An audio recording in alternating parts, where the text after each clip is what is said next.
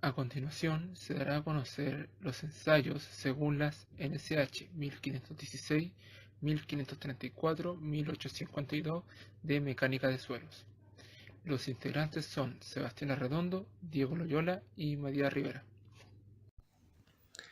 La NSH 1516, oficializada en 1979, habla sobre el procedimiento del cono de arena. Esta norma establece un procedimiento para determinar en el terreno la densidad de suelos cuyas partículas son menores que 50 milímetros.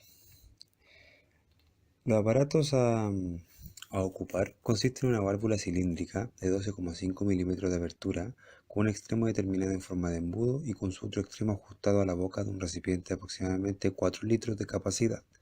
La válvula debe tener topes que permitan fijarla en su posición completamente cerrada o completamente abierta. El aparato debe llevar una placa base. El uso de la placa base facilita la ubicación del aparato de densidad, permite reducir pérdidas al transferir el suelo de la perforación al envase, permite perforaciones de ensayo de un mayor diámetro y proporciona una base más sólida en suelos blandos. Esta placa debe considerarse como parte constituyente del embudo durante el ensayo.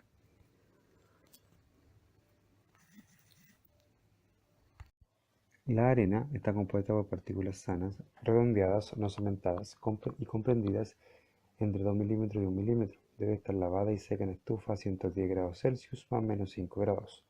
Para elegir la arena debe efectuarse previamente 5 determinaciones de su densidad aparente y empleando la misma muestra representativa. Para su aceptación, los resultados de dichas determinaciones deben tener una variación menor que el 1% entre sí. Para calibrar la arena, necesitamos un recipiente metálico impermeable de forma cilíndrica y con una capacidad volumétrica de 2 a 3 litros. Necesitamos una balanza con una capacidad máxima de 15 kilos y una precisión de 1 gramo, equipo de secado según NSH 1515 y los envases, recipiente con tapa, tarros de hojalata sin costura con tapa hermética, bolsas de polietileno u otro recipiente adecuado para contener las muestras y la arena de ensayo. Las herramientas y accesorios: picota, chuzo, pala para despejar o alcanzar la cota del punto de medición, combo, cuchillo, martillo, pala jardinera y cuchara para acabar la perforación de ensayo, termómetro y placa de vidrio para calibrar el depósito, broche y cinta métrica, libreta de apuntes, etc. Para determinar la capacidad volumétrica del depósito, se coloca el depósito limpio y seco sobre una superficie firme y horizontal. Se llena el depósito con agua a temperatura ambiente y se enrasa con una placa de vidrio, eliminando burbujas de aire y exceso de agua. Se determina la masa de agua que llena el depósito, aproximado a 1 gramo, medir la temperatura del agua y determinar su densidad, de acuerdo con la tabla 1, interpolando si fuese necesario. Determinar y registrar la capacidad volumétrica aproximada a 1 centímetro cúbico, dividiendo la masa de agua que llena el depósito por su densidad. Determinar la densidad aparente de la arena de ensayo. Se llena el aparato de densidad con la arena de ensayo. Se coloca el depósito limpio y seco sobre una superficie plana, firme y horizontal. Montar sobre la placa base y asentar el aparato de densidad boca abajo sobre la placa, procurando que la operación sea similar a la que va a realizar en terreno. Abrir la válvula, dejar fluir la arena y cerrar la válvula cuando la arena sobrepase el borde de la medida. Retirar el aparato de densidad, la placa base y el exceso de arena. Enrasar cuidadosamente sin producir vibración.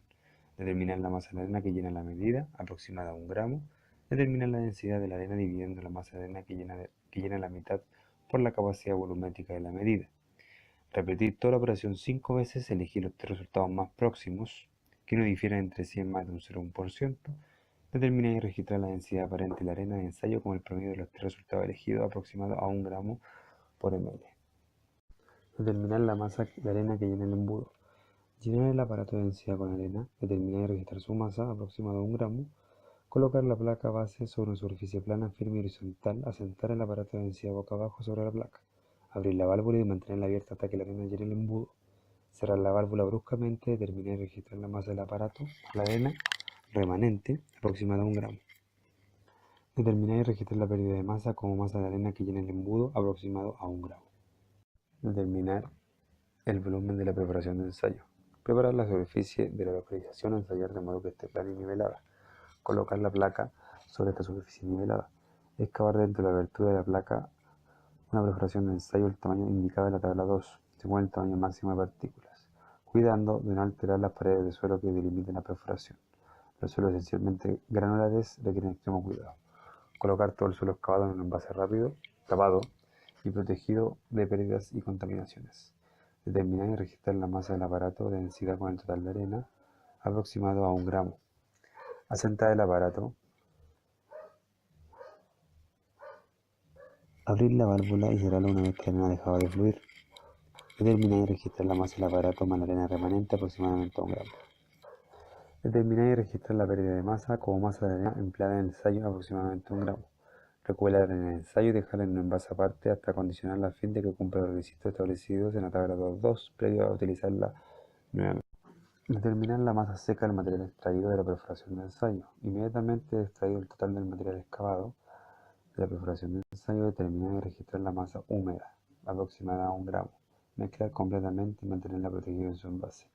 Extraer una nueva muestra representativa de este material del tamaño indicado en la tabla 2. Envasarla y determinar su humedad en laboratorio según la NSH 1515. La masa seca del material extraído de la perforación del ensayo se trabaja con la siguiente fórmula, donde MS es la masa seca del material extraído de la perforación del ensayo, MH masa húmeda del material extraído de la perforación del ensayo y el W es la humedad del suelo determinada según la NSH 1515. El volumen de la perforación de ensayo se realiza con la siguiente fórmula, donde ds es el volumen de la perforación de ensayo en centímetros cúbicos, Ma es la masa de la arena empleada en el ensayo, Me masa de la arena que llena el embudo y el ρA densidad aparente de la arena por gramos en centímetro cúbico. La densidad del suelo se trabaja con la siguiente fórmula, en donde ρd es la densidad del suelo seco de gramos por centímetro cúbico, ms masa seca del material extraído de la perforación de ensayo y vs volumen de la perforación de ensayo en centímetros cúbicos. La densidad del suelo puede expresarse también como densidad del suelo húmedo, indicando además la humedad correspondiente, que es la W, de acuerdo con la siguiente fórmula, en donde ρh es la densidad del suelo húmedo, gramos centímetro cúbico, MH masa húmeda del material extraído de la perforación de ensayo y vs volumen de la perforación de ensayo en centímetros cúbicos. La NSH 1534, oficializada en 1979, la cual habla sobre el método de compactación con pisón de 4,5 kilogramos y 460 milímetros de caída, o conocida como ensayo Proctor, tiene como alcance o campo de aplicación establecer el procedimiento para determinar la relación entre humedad y densidad de un suelo compactado en un molde normalizado, mediante un pisón de 4,5 kilogramos en caída de 46 centímetros, la cual entrega una energía de 2,67 joules por centímetros cúbicos o aproximadamente 27,2 kilogramos fuerza por centímetros cúbicos. Existen 4 alternativas de procedimiento. El método A, el cual se realiza en un molde de 100 milímetros de diámetro y el material de suelo pasa por el tamiz de 5 milímetros. El método B, el cual el molde es de 150 milímetros de diámetro y el material de suelo que pasa es de 5 milímetros. El método C, el cual se realiza en un molde de 100 milímetros de diámetro y el material de suelo es de 20 milímetros. El método D, el cual se realiza en un molde de 150 milímetros de diámetro y el material de suelo que pasa es de 20 milímetros. En caso de que las especificaciones no digan qué método se debe utilizar, nos debemos regir por las indicaciones del método A. Para analizar este ensayo utilizaremos los siguientes aparatos. Un molde metálico de forma cilíndrica puede ser de una pieza completa o compuesta por 2 piezas semicilíndricas ajustables. El molde debe poseer un collar de aproximadamente 6 centímetros de altura. El collar y el molde se deben ajustar firmemente a una placa base y según el método los moldes pueden tener distintos volúmenes. También utilizaremos un pisón metálico con 50 milímetros de diámetro y con una masa de 4,5 kilogramos. Debe poseer una guía tubular para controlar la altura de la caída. Probetas graduadas en 5 centímetros cúbicos y 2,5 centímetros cúbicos.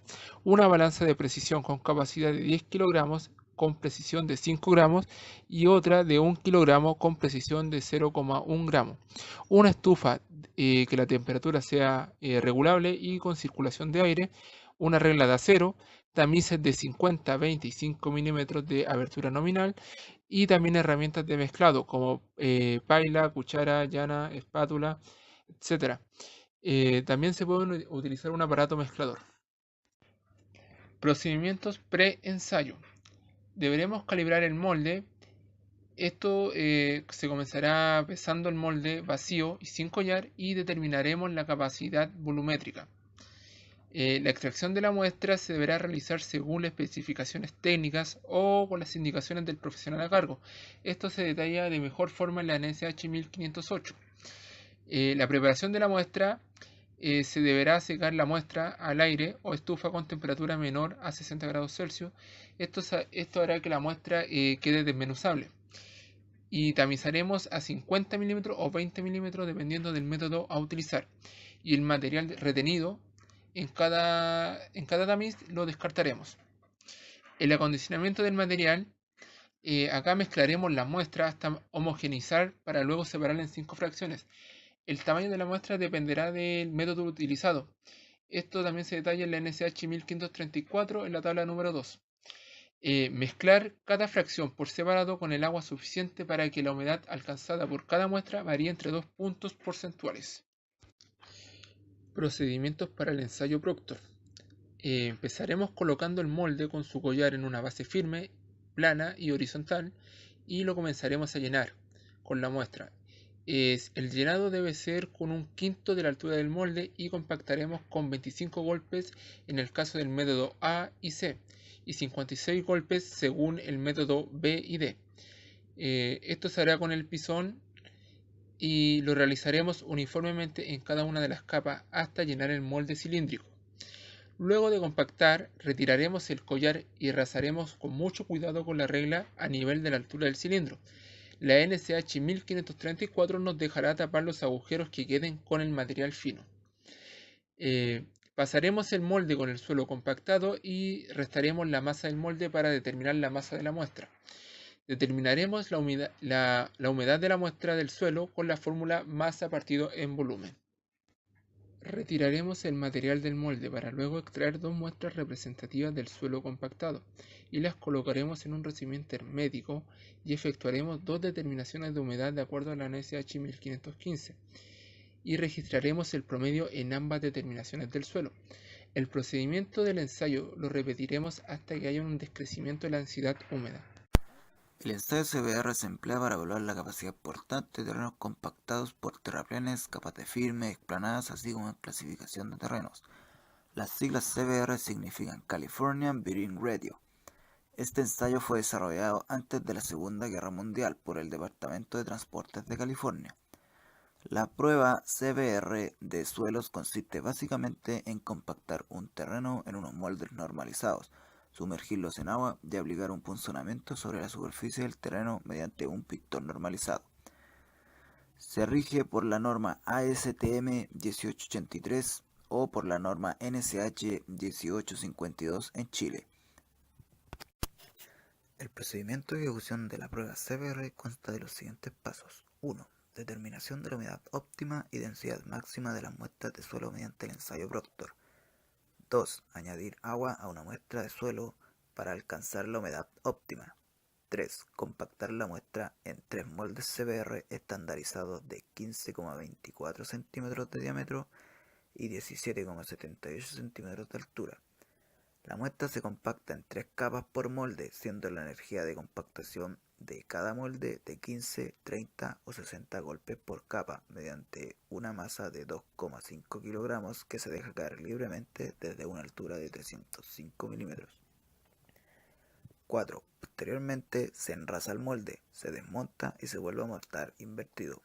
5. Se sumergen los moldes en agua. 6.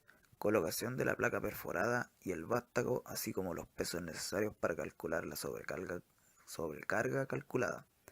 7. Colocar el trípode de medida sobre el borde del molde, coincidiendo el vástago del microcomparador. 8. Toma de medidas diaria del del microcomparador durante al menos 4 días. 9.